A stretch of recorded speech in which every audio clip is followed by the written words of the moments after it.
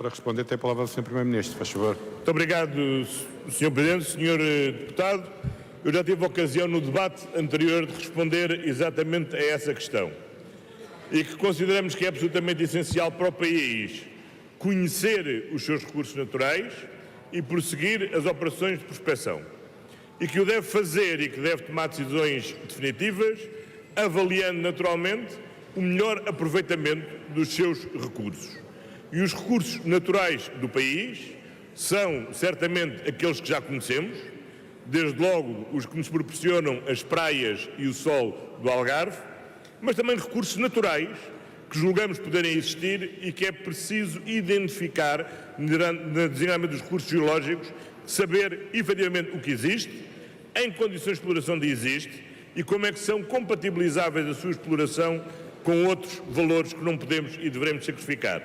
O Governo prosseguirá os trabalhos de prospecção e haverá, obviamente, uma avaliação devida dos custos e benefícios de qualquer solução e de qualquer passo que se venha a ser dado nessa matéria.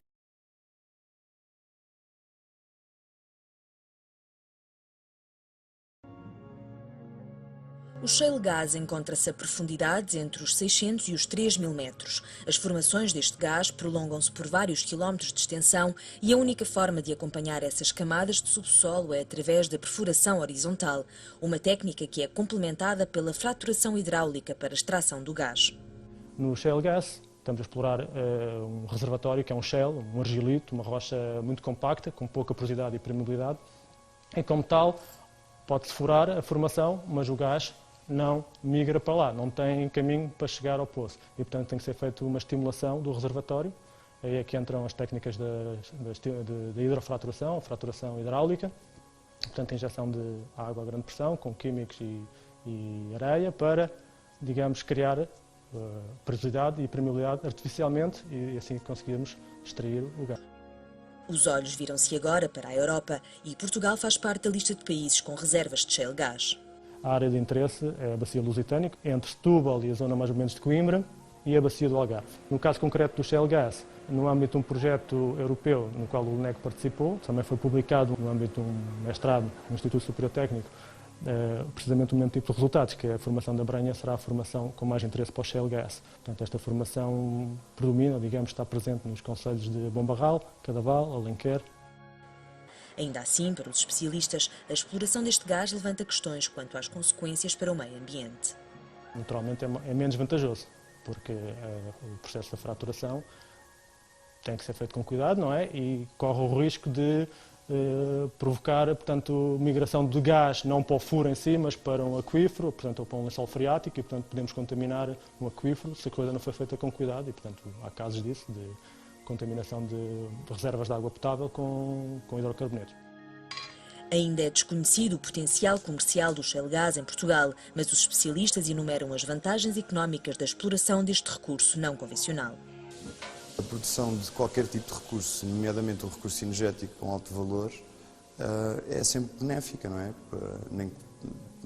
Em vários aspectos, ou seja, a criação de emprego, criação de mais-valias para o Estado, contratos de concessão, necessidade de formação de quadros mais qualificados. A exploração do gás de xisto é responsável por uma verdadeira revolução energética nos Estados Unidos.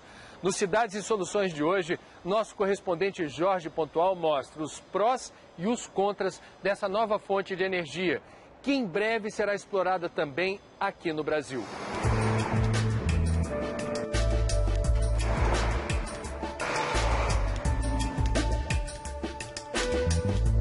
Os Estados Unidos ainda importam grande parte da energia que consomem.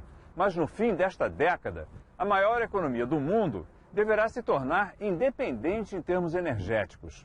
Isso graças a um fenômeno recente, a descoberta e exploração de enormes reservas de gás natural. Mas para retirar esse gás que está preso numa camada de rocha a mais de 1 quilômetro de profundidade, estão sendo usadas novas técnicas que, segundo os críticos, põem em risco o meio ambiente. Estamos na usina de processamento de gás natural da pequena Houston, no oeste do estado da Pensilvânia. A Há 4 anos, esta era uma área exclusivamente rural, de pequenas fazendas de gado próximas à cidade de Pittsburgh. Da noite para o dia surgiram usinas, como esta, da empresa MarkWest, que opera mais 4 usinas na região. Aqui são processados por dia 100 milhões de metros cúbicos de gás natural. A gente não vê, mas enterrada sob as pastagens bucólicas, foi instalada uma rede de tubos que trazem até a usina o gás, extraído de depósitos profundos de xisto, a rocha que contém o produto. Da usina saem, através de gasodutos, propano, etano e outros gases, resultado do processamento feito nessa usina, que emprega cerca de 80 pessoas. Este é o símbolo mais visível da revolução que a exploração do xisto está causando nos Estados Unidos. Para este canto esquecido do país, trouxe prosperidade e empregos. Para a economia como um todo, a promessa de que em 2020 os Estados Unidos poderão se tornar independentes em termos energéticos.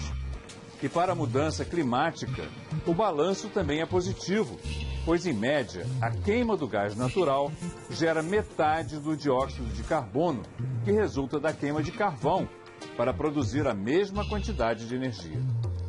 O aumento da produção interna de gás natural é um dos motivos por trás da redução expressiva da emissão dos gases do efeito estufa pela maior economia do planeta. Mas, para muitos moradores daqui, todo este progresso veio acompanhado por um preço muito alto para o meio ambiente e a saúde. A tecnologia usada para extrair o gás do xisto, o fraturamento hidráulico, em muitos casos causou a contaminação dos lençóis d'água por gases e produtos químicos. O documentário Gasland, Terra do Gás, que concorreu ao Oscar, levou para quem vive longe daqui o drama causado pelo fracking. A imagem da água saindo da torneira e pegando fogo na casa de uma das vítimas da contaminação chocou o mundo. Na minha viagem pelo oeste da Pensilvânia, com o repórter cinematográfico Orlando Moreira, vi de perto o drama de algumas das vítimas.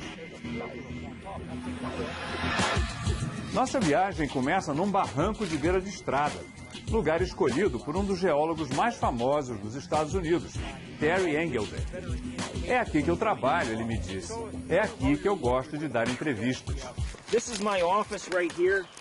Foi Engelder quem descobriu há 6 anos que um depósito de xisto no subsolo, chamado Marcellus, continha uma quantidade de gás 25 vezes maior do que os outros geólogos diziam. Ele não sabia que o direito de exploração do subsolo, das terras que ele comprou, pertencia a uma empresa de exploração de gás. Um belo dia, as máquinas chegaram e começou a perfuração de 2 poços. Desde então, a vida de Terry virou um pesadelo. Com a água da fazenda totalmente contaminada, ele tem que comprar água engarrafada para beber e cozinhar. Os bezerros nascem mortos com defeitos genéticos. A empresa responsável se recusa a indenizá-lo. E a Agência Ambiental do Estado diz que nada pode ser provado. Todo dia, essa bomba funciona automaticamente durante 2 horas, retirando água do poço de gás. Essa água é jogada para esse tanque aqui e o Terry vai abrir a tampa para eu ver lá dentro. Parece uma lama preta e cheira muito mal. Cheira um cheiro forte de gás. E foi justamente essa água que contaminou a fazenda do Terry. Ron Gula é um dos líderes do movimento contra o fracking, no oeste da Pensilvânia. Ron tinha uma fazenda grande, que, segundo ele, perdeu na justiça para uma companhia de exploração de gás. Ron diz que foi traído por seus próprios advogados que estariam mancomunados com a empresa. É o que mais se ouve por aqui, histórias de contratos fraudulentos, segredos e mentira. De um lado, fazendeiros ingênuos que assinaram contratos sem entender onde estavam se metendo.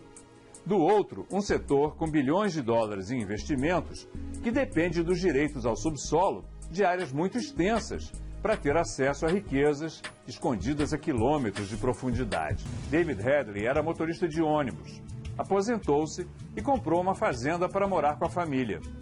Não desconfiava que uma empresa de exploração de gás estava prestes a perfurar poços nas terras dele. No ano passado, ele gravou este vídeo no momento em que a tampa de um tanque de água retirada do poço de gás se abriu e uma fumaça branca se espalhou pela área em frente à casa da família. Amostras do ar foram analisadas no laboratório e revelaram índices preocupantes de substâncias químicas que podem causar câncer. Mas, segundo David, a Agência Ambiental do Estado da Pensilvânia ignorou os pedidos dele para que a empresa fosse multada. A única saída será recorrer à justiça. Os dois filhos de David e Linda Hadley se queixam de alergias de pele, que podem estar relacionadas ao ar e à água contaminados. O menino menor tem constantes dores de estômago. Andamos com David até o riacho que passa pela fazenda. À margem, encontramos uma fonte. Os moradores dessa área costumavam vir aqui a essa fonte para buscar a água cristalina que brota daqui. Ainda brota água, mas eles notaram de 2 anos para cá que saem essas bolhas. Então contrataram um laboratório para testar e descobriram que é gás metano. E olha só o que acontece quando a gente acende uma chama. Pega fogo. É o gás que está saindo lá do fundo. O fogo ardeu alto durante a meia hora que passamos ali conversando com David. Segundo o geólogo Terry Engelder e as autoridades locais, a água que pega fogo não é preocupante. Para o cientista Yuri Gorby, a exploração do gás do xisto na região deveria ser suspensa imediatamente enquanto se avalia o impacto ambiental. 30 dos 50 estados americanos já mergulharam na exploração do gás e do petróleo extraídos do xisto, usando a controvertida tecnologia do fraturamento hidráulico. Os casos de contaminação da água e do ar se multiplicam, mas o governo Obama apoia a indústria e tenta minimizar o impacto ambiental. Para fazendeiros como Terry Greenwood, é tarde demais. Ele passou a vida dirigindo um caminhão para, depois de aposentado, viver o sonho de passar o fim da vida no campo, subsistindo com uma pequena criação de gado. Agora, com a água contaminada e sem solução à vista, Terry se dedica a alertar a sociedade para o custo oculto, e no caso dele bem visível, dessa nova fonte de energia. Será que vale a pena?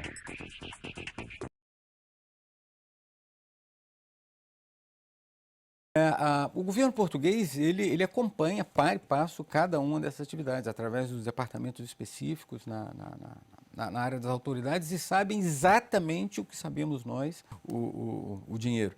Mas o que é muito importante nesse ponto é que nós temos recebido por parte das autoridades do governo português toda a colaboração que nós poderíamos imaginar, o que poderíamos esperar. Essa própria atividade de levantamento sísmico, perdão, é uma atividade intrusiva do ponto de vista da dinâmica dos agentes econômicos daquela área. Portugal é um país que tem um comércio marítimo significativo. Então, por exemplo, na zona de Alentejo, nós fizemos o levantamento sísmico numa área com um tráfego de navios enorme. E tivemos absolutamente toda a colaboração de todas as autoridades envolvidas, coordenadas pela DGEG, que é o departamento específico, né? De maneira que nós pudéssemos fazer essa atividade sem maiores perdas de tempo.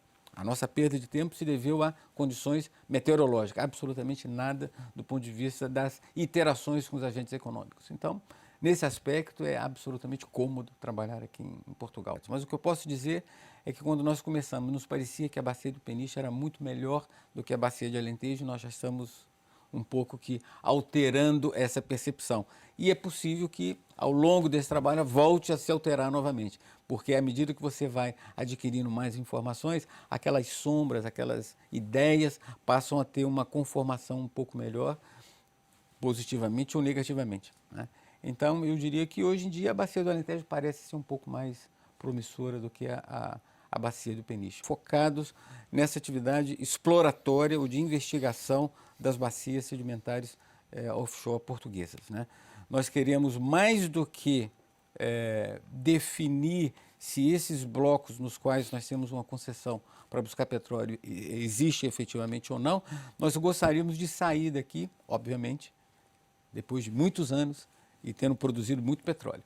Mas nós queremos, como mínimo, entregar à sociedade portuguesa, através das autoridades que trabalham, e esse é um desejo nosso e dos nossos sócios, né, uma avaliação completa, profunda, detalhada das bacias sedimentares aqui de Portugal. Essa é algo que nós temos como meta, algo que foi definido pela administração superior da companhia, e estamos trabalhando com afinco nesse sentido.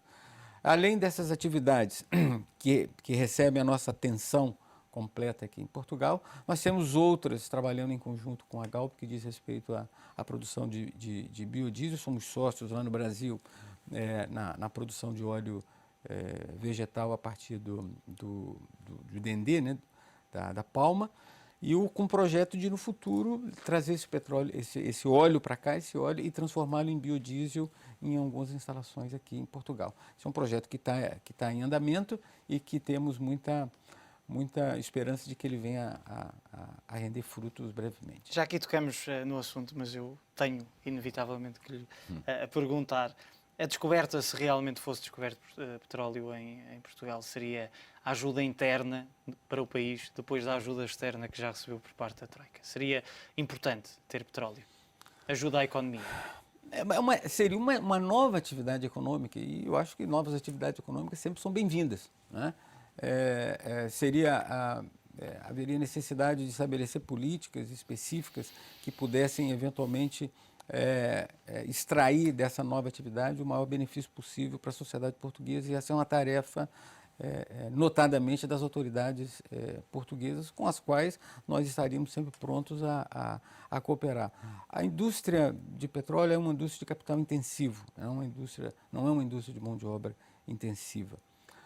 Então, quanto mais tempo essa atividade econômica estiver sendo desenvolvida, maiores serão os frutos permanentes que ela deixa na economia, através de todas as outras atividades, sejam elas da indústria naval, da indústria metalúrgica, a indústria química, né? Então, é uma questão de permanência. Se nós tivermos uma expectativa de que uma fase de produção em Portugal pudesse durar por muitos e muitos anos, quanto maior o tempo de duração, de permanência dessa atividade, maior seriam os benefícios permanentes que deixariam na economia. Mas eu diria que nunca mal faria, né? Sempre poderia ser um bem maior ou menor, mas sempre um bem. O preço do petróleo realmente é uma previsão que difícil de ser feita. Difícil de ser feita. Muito acima do valor atual, os $100. Olha, eu prefiro responder isso do ponto de vista das nossas expectativas. Com esse patamar que nós temos agora, eu diria que as possibilidades de viabilização de uma eventual descoberta aqui em Portugal ficam cada vez maiores. Quanto maior o preço do petróleo, maior são as chances de que você consiga viabilizar descobertas menores em áreas tão remotas como agora. Então, petróleo alto para o futuro de Portugal, esperamos que seja uma boa notícia, não uma má notícia.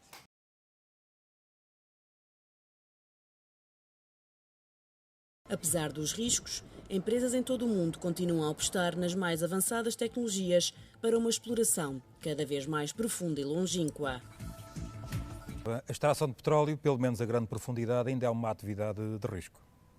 É uma atividade de risco, naturalmente que em maiores profundidades, digamos que, e com muito maiores desafios do ponto de vista das pressões que estão associadas a operar a quilómetros de profundidade, seja na lâmina d'água no oceano, seja no fundo do oceano, depois de ter atravessado 2.000 ou 2.500 metros de água.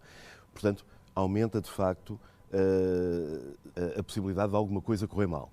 Mas a atividade de prospecção, de pesquisa, de extração de petróleo, mesmo no offshore e à superfície, no onshore, é sempre uma atividade que encerra alguns riscos. Como em tudo na vida, primeiro as pessoas comem a carne mais suculenta da peça do E a que animal. está mais acessível. E depois, e a que está mais acessível é a que dá menos trabalho. E depois então é que começam a ir buscar os pedaços mais junto às costelas e, portanto, menos facilmente acessível. Agora, quando estamos a falar em exploração offshore, já vamos, digamos, de peito feito para profundidades superiores a 2.500 metros. No caso do pré-sal, além de a lâmina d'água ser grande, 2.500 metros é muita água e muita pressão ao fim de uma coluna com 2,5 km de água, é uma pressão tremenda, quando chega ao fundo do oceano. E depois então ainda há quilómetros de camadas geológicas a perfurar. O pré-sal apanha uma estrutura que existe em algumas regiões dos fundos oceânicos, que, no fundo, tal como o nome diz, é sal, que se torna, com estas pressões todas que sobre ele se exercem, uma rocha extremamente dura e extremamente difícil de ultrapassar pelos equipamentos de perfuração. É, portanto, já de facto uma busca de petróleo em condições muito difíceis, muito exigentes, do ponto de vista de domínio de muitas técnicas, de materiais muito sofisticados que resistem a estas pressões, a estes atritos, a estas resistências. A catástrofe do Golfo do México. Claro que os acidentes podem acontecer sempre e em toda a parte, mas serviu de exemplo? Acha que no futuro desastres como aquele não voltarão a acontecer? Podem acontecer. Ninguém pode garantir que um acidente deste tipo não se possa repetir. É sempre o que se costuma dizer e que os matemáticos gostam muito de dizer, que um acontecimento de probabilidade zero não é um acontecimento impossível. De ter que ir pôr as mãos na massa, ou seja, furar e atuar no terreno, mas vamos com os olhos abertos. É fundamental para a indústria petrolífera que, quando decide, porque tem um bom lastro de informação sugestiva e positiva, dizia, quando decide ir para o terreno e furar, ir já com um bom com conforto de segurança, uma zona de conforto que conseguiu interpretar, que conseguiu ler, que conseguiu perceber a estrutura geológica em que as sondas estão a atuar, e isso levou a que a probabilidade de sucesso tenha aumentado enormemente e continuamente. Como especialista aqui em assuntos energéticos, como vê Portugal no envolvimento desta área de atividade? Temos ou não temos em Portugal petróleo e será que é economicamente viável a sua exploração no futuro? Temos petróleo? Temos. Eu tenho em casa variedíssimas amostras de colheitas de petróleo feitas no nosso país. A questão está em detectarmos reservatórios que tenham uma dimensão crítica que os torne economicamente interessantes e também confirmar a qualidade desse petróleo. Atenção que o facto de nós até hoje não termos tido, digamos, uma descoberta relevante de petróleo é, no fundo, o resultado de políticas que o país seguiu de não tornar aliciente um investimento, que é um investimento de alto risco, na prospecção e pesquisa. Sob o ponto de vista estrutural, geologicamente, existem as condições necessárias para podermos ter reservas interessantes de petróleo e gás no país. Se foram suficientes ou não, só aprofundando o trabalho, porque, no fundo, a Península Ibérica e a meseta encaixa na América do Norte, na região de São Lourenço, o Canadá, a continuidade geológica e a gênese geológica, na época em que também se formaram as grandes reservas de hidrocarbonetos, é comum entre a Península e essa zona, chamemos da bacia de São Lourenço, Aí existem reservas provadas, que estão em exploração, recursos importantes. Portanto, geologicamente... É possível. Vamos aguardar que no futuro temos as condições. Novas notícias, certamente também aqui no Falar Global. Exatamente. Nuno, muito obrigado por ter participado no Falar Global. Foi um prazer. Muito obrigado.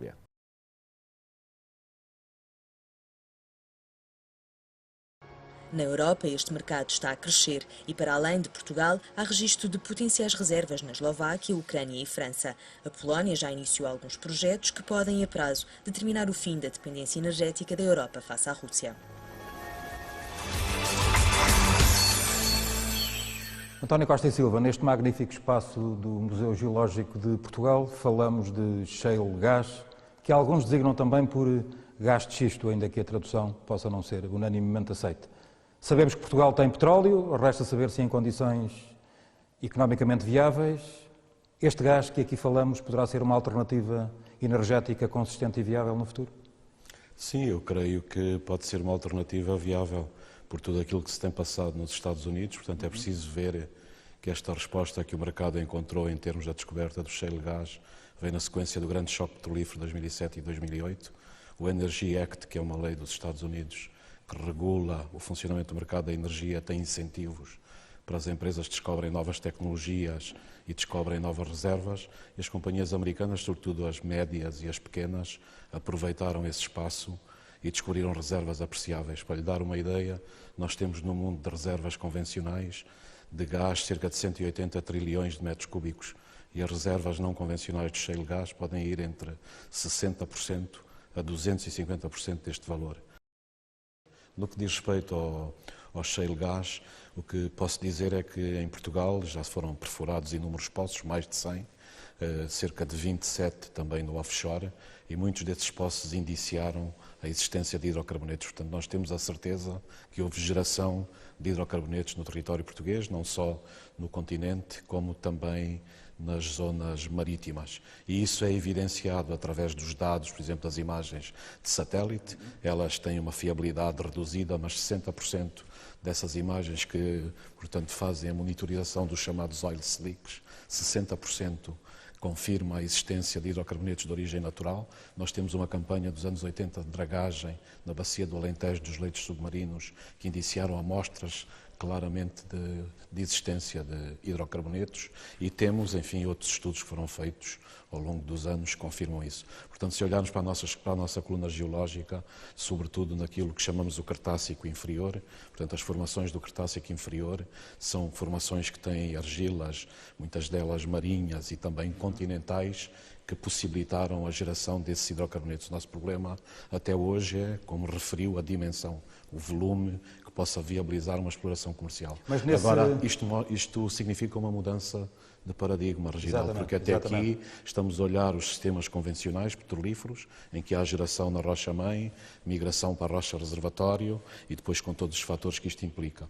Aqui temos que olhar e fazer um estudo detalhado e sistemático no território nacional sobre as rochas-mãe. Depois temos a bacia lusitaniana, que abrange uma parte onshore e outra do offshore, ao longo de Peniche até mais a norte, e que, portanto, que nós pensamos que tem argilas e formações, portanto, sobretudo do Cretácico inferior, que são rochas geradoras de hidrocarbonetos e onde esse potencial deve ser aferido. Depois há duas outras zonas, uma no Alto Alentejo, que é a zona d'Ossa, portanto, onde provavelmente também poderão existir argilas do Paleozoico, e finalmente no Algarve. O Algarve é também um alvo preferencial. Portanto, todo o país, de alguma forma, tem uma presença assinalável. No Algarve há formações do Devónico e do Carbonífero, que também têm potencialidades em termos de rochas geradoras de hidrocarbonetos. Os Estados Unidos, neste momento, lideram a produção mundial de shale gas, mas outros países podem vir à tona nesta matéria, ou seja, o equilíbrio geoestratégico do planeta poderá vir a estar condicionado no futuro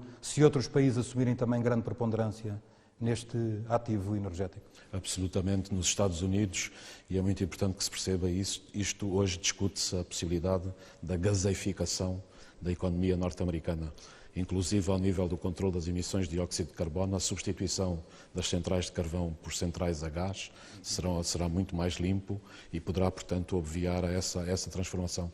Mas a liderança que os Estados Unidos estabeleceram neste aspecto, e tem toda a razão, eles converteram-se no primeiro produtor de gás do mundo, ultrapassaram a Rússia. Há muitos anos que a produção de gás nos Estados Unidos não crescia da forma espantosa como cresceu. Cresceu 7,5% em 2008, 13,5% em 2009. 2009 marcou esta viragem. Os Estados Unidos são o maior produtor mundial de gás. Se há 5 anos atrás ele estivesse a dizer isso, provavelmente alguém poderia pedir para eu ser internado porque estava a dizer uma loucura. E a segunda vertente da sua questão é quais são os grandes países que poderão jogar aqui um papel decisivo. Os Estados Unidos, com certeza, têm 3 vezes mais reservas de gás não convencional do que do gás convencional. O Canadá tem 6 vezes mais.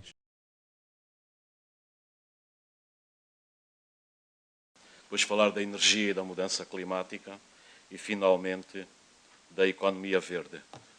Como o Dr. Jorge Moreira da Silva disse e acentuou há pouco, nós vivemos hoje num mundo em que, aparentemente, a mudança climática desapareceu, digamos, das preocupações que existiam ainda há alguns anos atrás.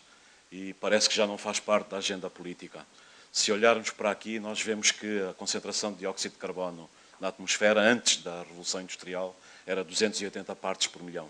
Se nós não fizermos nada até ao fim deste século, ela vai duplicar.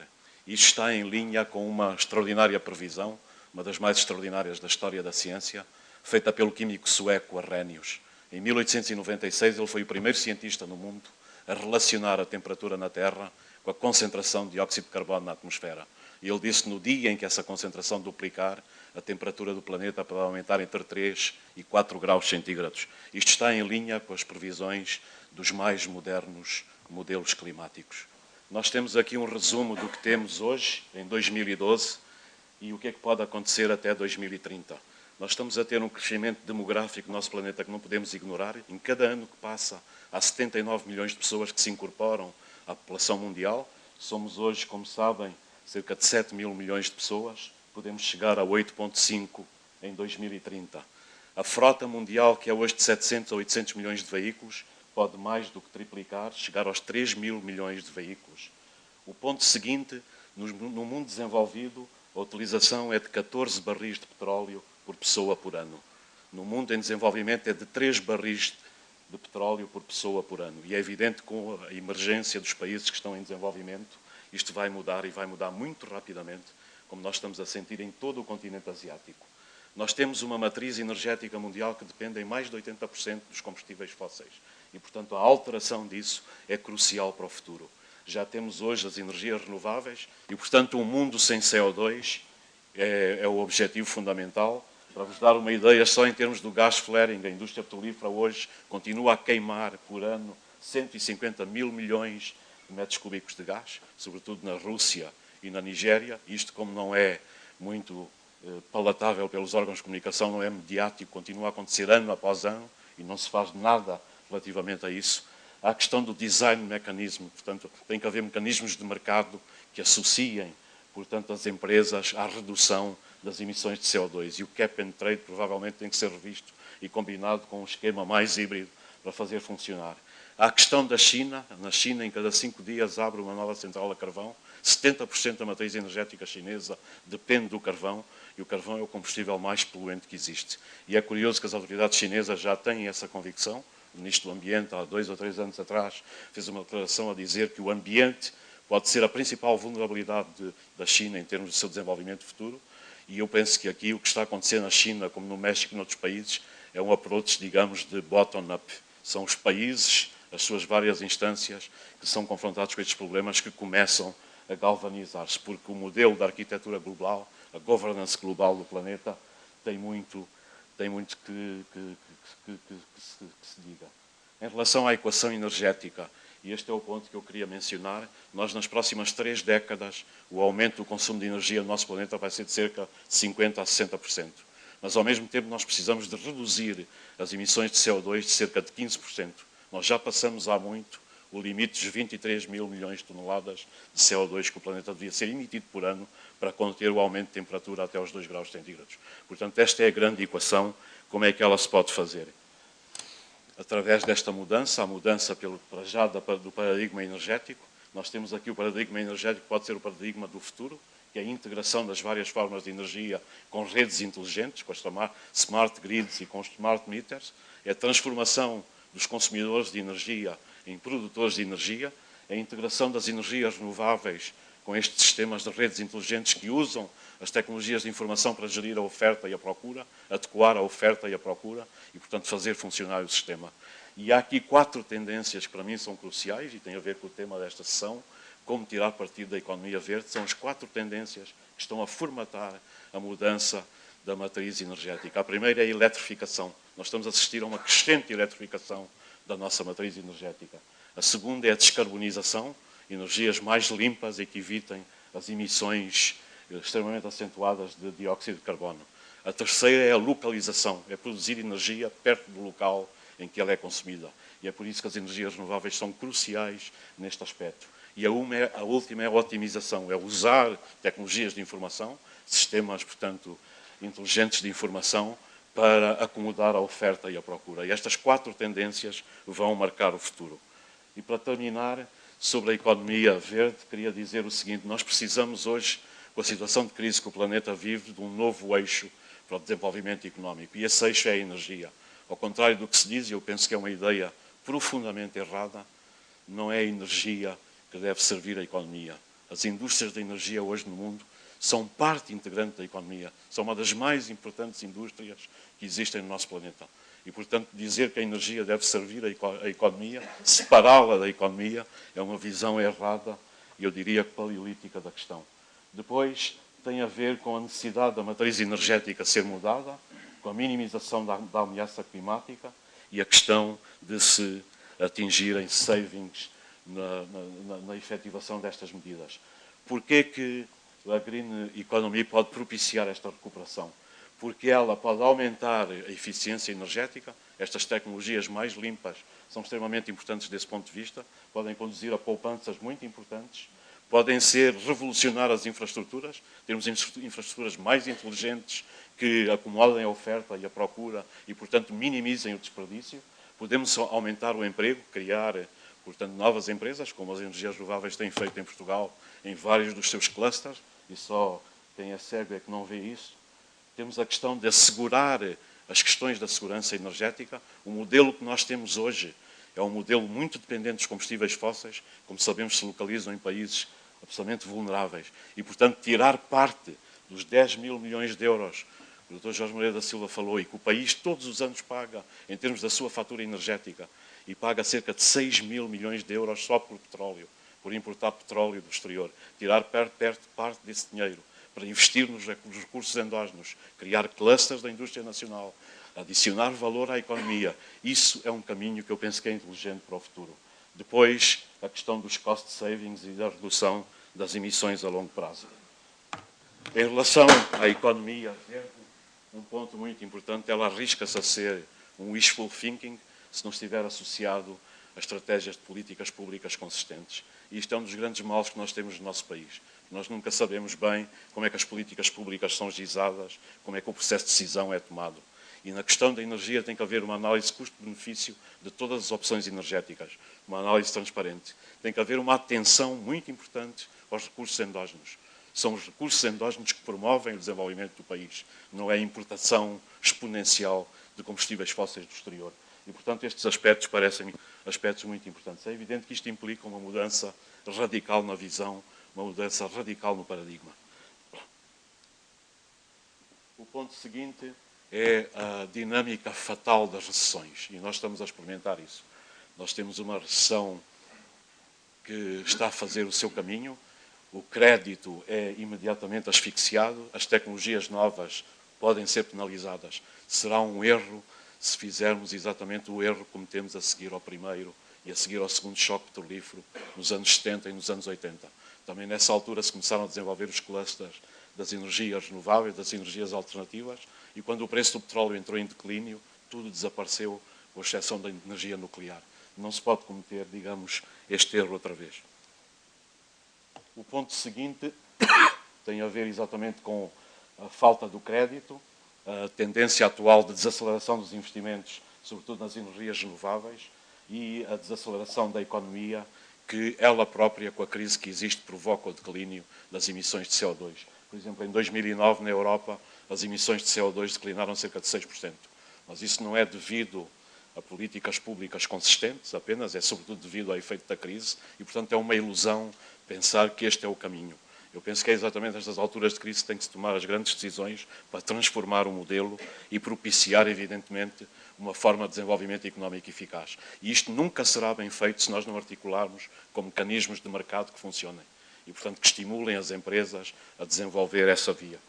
E o ponto final, portanto, vou terminar com este biográfico.